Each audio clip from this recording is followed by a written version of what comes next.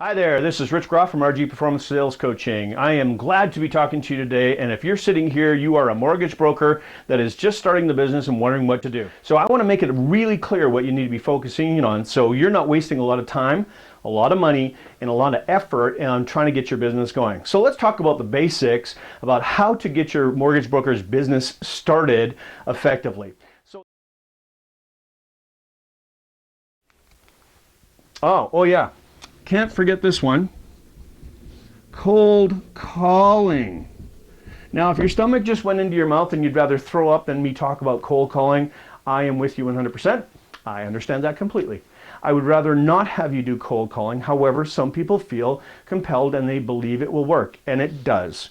So knocking on doors, passing out brochures, being in a mall, doing those kinds of things, cold calling where you're picking up and you have no contact with that individual prior to the moment that you actually make contact with them and you actually solicit some business in some way or shape or form, does work, but the percentages are going down. So you got to know that there's a lot of outgo, and it's very frustrating, and it's hard on your psychology. So unless you've done this in a past job, it would be easier for me to teach you all the different other steps of the business rather than teach you how to cold call.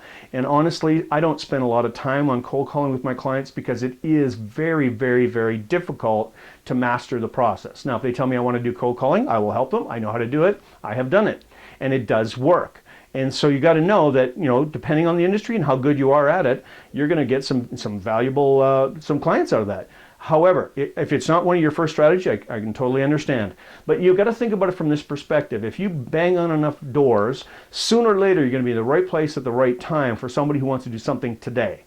We call that low-lying fruit, where they want to do something today and they're curious, and you just happen to be right there in the moment that they're ready to do it. That's how cold calling works.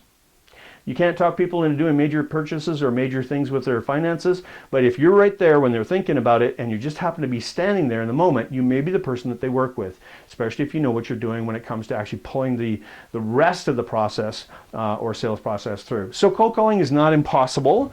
It is harder, and it can produce results. So again, I'll leave that in your very capable hands to figure out if you're going to use that.